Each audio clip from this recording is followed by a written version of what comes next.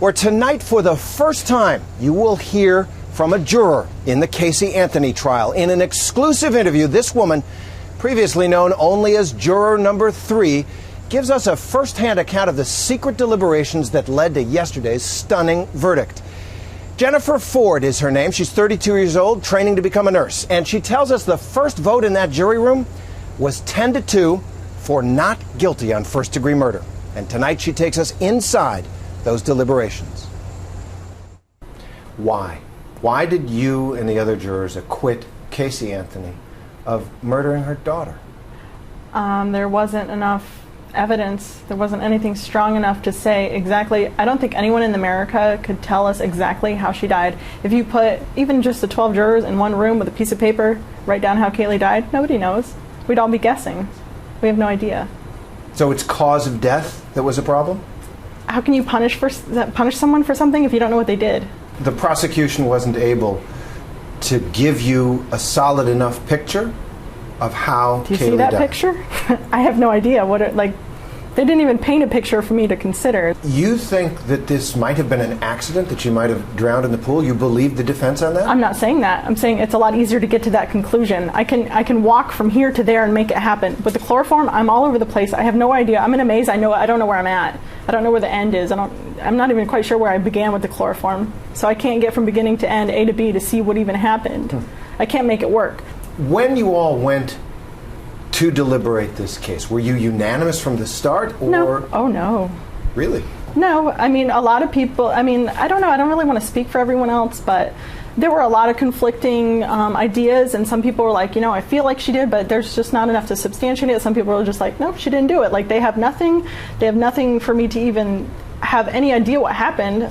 And I did hear someone say, we're from Pinellas County, we didn't have that emotion and that whatever. That means we have no bias. We're just looking at the facts. And the facts, when you don't have that emotional connection, they don't prove anything. Like, I'm still confused. I have no idea what happened to that child. There have been people who said you only deliberated 10 or 11 hours, and that shows you weren't serious. Oh. That you didn't really look at the evidence. It's a 31-day trial or whatever it was, 33-day trial. They say you must not have looked at the evidence. That's speculation, and you know what? Speculation is not fact. We had a lot of discussions. We started to look through stuff, but none of it, how did she die? If you're going to charge someone with murder, don't you have to know how they killed someone or why they might have killed someone or have something where, when, why, how? Those are important questions that were not answered. That gets to Casey. Right. 31 days. 31 days that she does not report the death or disappearance of her daughter, and she parties. Right. And people say that's evidence that she is a killer. It looks very bad. The behavior is very bad, but bad behavior is not enough to prove a crime. What did it tell you about her? Well, if you consider the whole family, they didn't really live in reality. They wanted everything to be happy and everyone to be fine. Even when she, in the jail video, she came up smiling. And she looked happy. She's in jail. Do you think that's how she really feels? I'm guessing not. Did you believe the defense accusation that this was a family that had incest in it, that Casey had been molested by her father or brother? I have nothing to substantiate that. So no, I mean, if you don't prove it... That played no role in your deliberations? No, if you don't prove it, I'm not going to just, because I hear it, no, that's not a factor. What did you make of George Anthony's testimony? He did not help the state's case. Why? Because he was clearly dishonest. He was dishonest? Yes. How? Well, he was evasive, number one. His story seemed to change depending on, like they said, initially he was on the defense's side, so he would, fight with Mr. Ashton and not give straight answers. But then he switched to the prosecution side, and then now he won't give the defense straight answers. It's all, what do you mean? And can you ask a question again? And I don't, clearly you can follow a logical conversation and respond. Like, he acted like he just couldn't understand what was going on. It was clear to me that he was just being difficult. He didn't want to answer questions, and if it didn't help the prosecution's case, he was going to try and just, I don't recall with him. Do you believe George Anthony had something to do with what happened to Kaylee? I don't know if he had anything to do with it, but I think he was there. Him and Casey have something. And the jail videos, again, her mom has all the questions, and George sits there and, pats his wife's back, and then he's like, do you have anything else you want to tell me? He's not like, what's going on? He's always like a step back, hands are clean, not too close.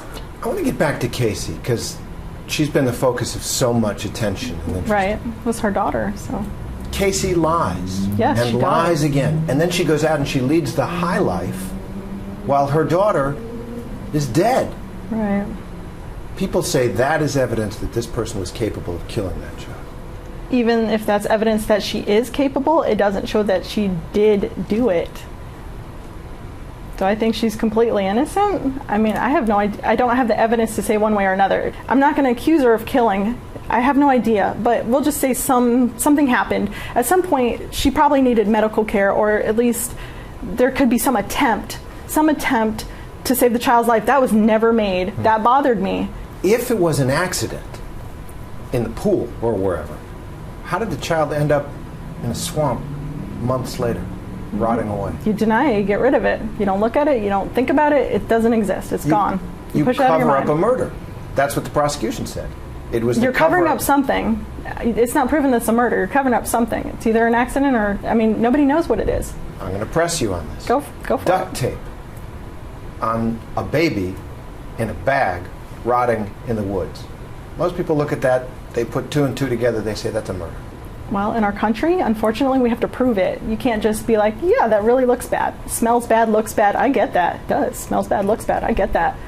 But it's someone else's life, and if I'm wrong and I kill someone else, I can't live with that. When you're in court as a juror, you have certain responsibilities. Correct. You're here now. Do you think Casey Anthony might have killed her daughter? Again, it's a possibility.